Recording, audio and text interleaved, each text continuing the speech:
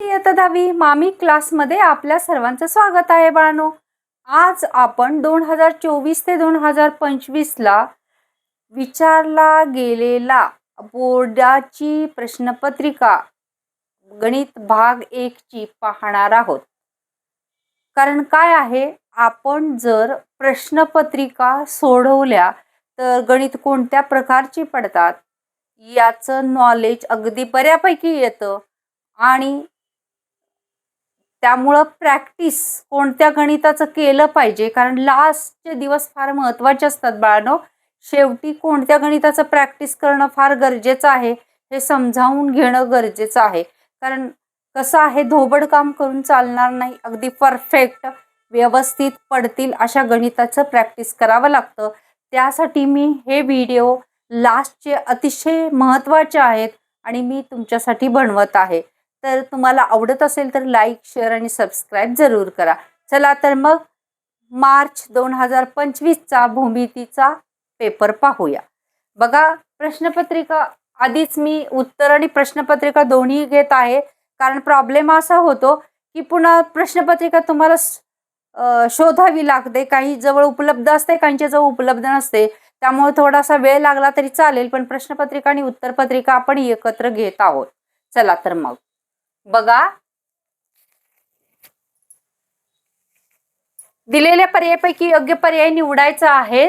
खालीलपैकी कोणते पायथागोरसचे त्रिकूट आहे? तुम्हाला माहिती आहे ना, मोठी संख्या शोधायची, तिच्या वर्गाबरोबर इतर दोन वर्गांची बेरीज आली पाहिजे. चला तर मग बघा, याच्यात मोठी संख्या 10चा वर्ग किती येतो? 100. 10चा वर्ग 100 म्हटल्यानंतर 5चा वर्ग 25, 1चा वर्ग 1, 25 आणि 1 26. होईल का त्रिकूट? नाही. इथं 5 सगळ्यात मोठी संख्या, 5चा वर्ग 25. 4चा वर्ग ही 25 बाजूलाच काढले, इथं 25, इथं 25 आलं. इथं 4चा वर्ग 16, 3चा वर्ग 9, 16 आणि 9 25. येईल का नाही? म्हणजे हे उत्तर बरोबर आहे. कळालं का नाही? मोठ्या संख्येच्या वर्गाबरोबर या दोन्ही वर्गांची बेरीज, 4चा वर्ग 16, 3चा वर्ग 9, 16 आणि 9 25 येते. याचा अर्थ हे पायथागोरसचं त्रिकूट आहे. चला तर दुसरं, केंद्र O असलेल्या वर्तुळात आंतरलिखित केलेला कोण ACB चे माप 65 अंश आहे. हे समजावून सांगणं फार गरजेचं आहे, कारण असं वर्तुळ आहे आणि त्याच्यामध्ये हा ACB काय केलेला आहे? आंतरलिखित केलेला आहे. कोण ACB? तर कोण ACB चे माप 65, याचे 65 दिले तर याच्या दुप्पट याचे माप असते, माहिती आहे ना. कंसाचे इथं कंस आहे AXB, तर याच्या दुप्पट म्हणजे 65 गुणिले 2, 5 दुनी 10, 10 0, 1 6 दुनी 12 आणि 1 13, 130 कुठं आहे बाळांनो? इथं. चला, इथं उत्तर आलं. आहे की नाही सोपं? अगदी एका मिनिटामध्ये सोडवून तयार होतोय आपण. आता -3 आणि 4 या बिंदूचे आरंभ बिंदूपासून अंतर किती आहे असं विचारलेलं आहे. हे सोडवावं लागणार, कारण आरंभ बिंदू काय असतात? 0 0. आरंभ बिंदू काय असतात? 0 आणि 0. दुसरे बिंदू काय दिलेले आहेत आपल्याला? -3 आणि 4. -3 आणि 4 दिलेत. इथं x1 y1, x2 आणि y2. इथं अंतराचे सूत्र वापरावं लागणार. x2 - x1 कंसाचा वर्ग अधिक y2 - y1 कंसाचा वर्ग. मग x2 ची किंमत किती आहे? -3 वजा 0 कंसाचा वर्ग, हे वर्गमुळातच असणार आहे, अधिक y2 ची किंमत किती आहे? 4 वजा 0 कंसाचा वर्ग. इथे लक्ष द्या, 0 ची किंमत काहीच नसणार आहे. -3 चा वर्ग काय येणार आहे? 9, अधिक 4 चा वर्ग किती येणार आहे? 16. 16 9 किती येईल? 25. 25 चं वर्गमूळ येईल 5. आहे का इथं? बघा, आहे की नाही सोपं? चला तर मग आता पुढचं गणित बघूया. जर एका शंकूची तिरकस उंची याचा अर्थ एका शंकूची त्रिज्या म्हणजे r 5 आणि लंब उंची म्हणजे h किती आहे? 12. तर त्याची तिरकस उंची म्हणून कसं सूत्र आहे आपलं? l वर्ग बरोबर r वर्ग अधिक h वर्ग. म्हणजे r म्हणजे 5चा वर्ग अधिक h म्हणजे 12चा वर्ग. 5चा वर्ग 25 अधिक 144. 144 अधिक 25, 5 आणि 4 9 6. 169 कशाचा वर्ग आहे? 13चा. आहे की नाही? म्हणजे उत्तर काय येणार आहे? 13 सेमी. किती सोपं आहे बघा. चला तर मग क्वेश्चन नंबर 2 कडे वळूया. हे फार महत्वाचं आहे. आपल्याला चारीचे चारी मार्क्स अगदी व्यवस्थित जाता जाता पडून गेलेली आहेत. याचं फक्त सूत्र काय वापरायला हवं याचं प्रॅक्टिस तुमचं भरपूर असायला हवं. गणित सोडवून याचं प्रॅक्टिस होणार आहे बाळांनो. गणित सोडवल्याशिवाय प्रॅक्टिस होत नाही. फक्त गणित बघून प्रॅक्टिस होत नसतं कधीही. त्याला गणित सोडवावीच लागतात. प्रश्न पहिल्यातला बी आहे. खालील उपप्रश्न सोडवा. प्रश्न पहिला बी. खालील उपप्रश्न सोडवा असा विचारलेला आहे. काय दिलेला आहे बघा. पहिल्या बीतला पहिला आकडा दिलेला आहे. त्रिकोण ABC मध्ये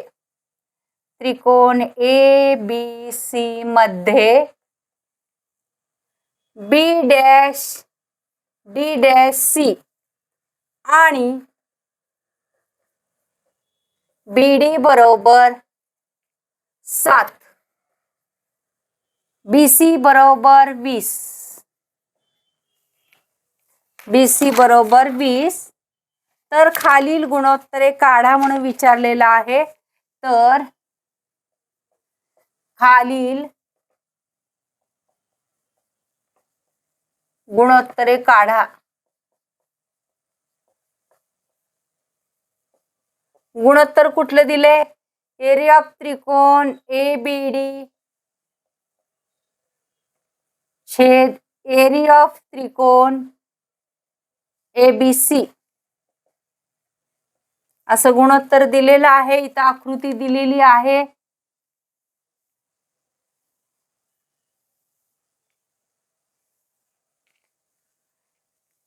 ABD आणि C. बघा आता याच्यामध्ये आपल्याला BD दिले 7 आणि पूर्ण BC दिलेला आहे 20. आता ABD आणि ABC विचारलेला आहे त्यामुळे इथं DC काढून घ्यायचा काय प्रश्नच नाही. याच्यामध्ये उंची समान उंचीचे त्रिकोण आहेत. ABD बघितला हा ABD आणि त्रिकोण ABC लिहायचं. त्रिकोण ABD व त्रिकोण ABC हे समान उंचीचे त्रिकोण म्हणून एरिया ऑफ त्रिकोण ABD छेद एरिया ऑफ त्रिकोण ABC बरोबर ABD चा पाया BD आणि ABC चा पाया BC पायाच्या प्रमाणात.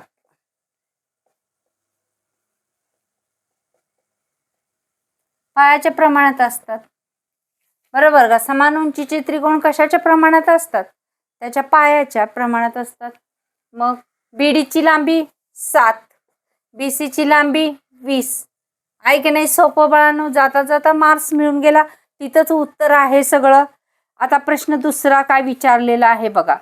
आकृतीमध्ये यातला दुसरा आकडा.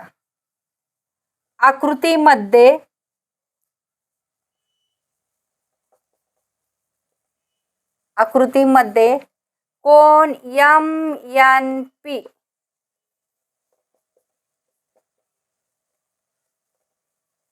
कोन MNP बरोबर 90 अंश. रेख NQ लंब रेख MP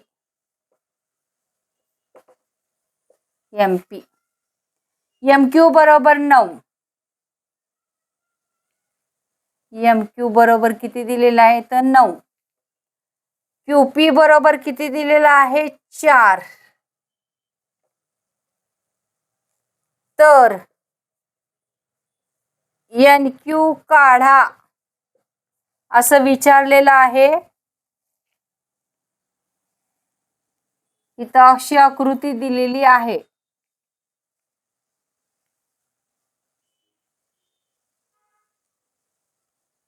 इथं नाव आहे MNP. इथं MNP आणि इथं आहे क्यू. आता भूमिती मध्याचा गुणधर्म आहे. इथं एन क्यू काढायला सांगितलेलं आहे. काय सांगायचं इथे लिहायचं. काय लिहिणार. रेख कोण एम एन पी आकृती उत्तर लिहिताना पण तेच लिहायचं बरोबर 90 अंश. रेख एन क्यू लंब रेख एम पी. म्हणून भूमिती मध्याच्या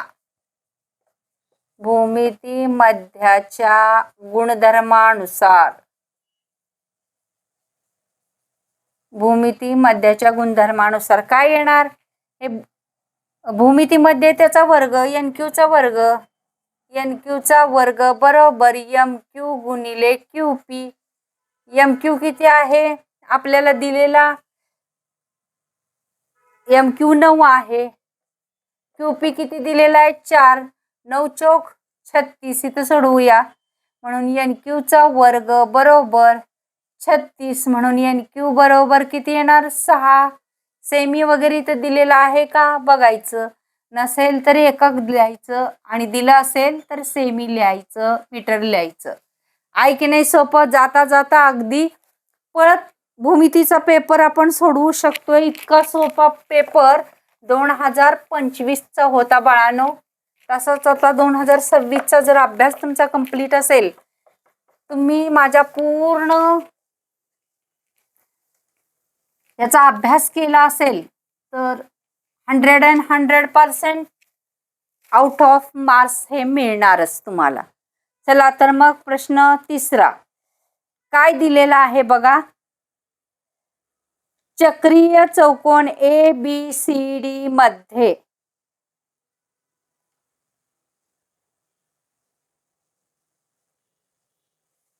चक्रीय चौकोन एक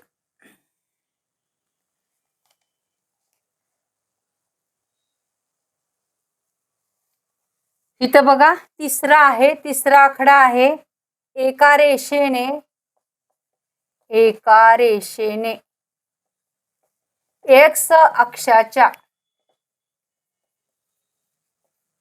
एक्स अक्षाच्या धन दिशेशी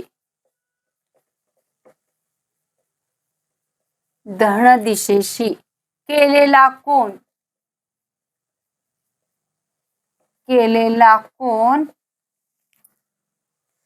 30 अंश आहे. 30 अंश आहे तर त्या रेषेचा चढ काढा. आहे तर त्या रेषेचा चढ काढा. बघा आता काय लिहायचं. रेषेने एक्स अक्षाशी उत्तर लिहिताना रेषेने एक्स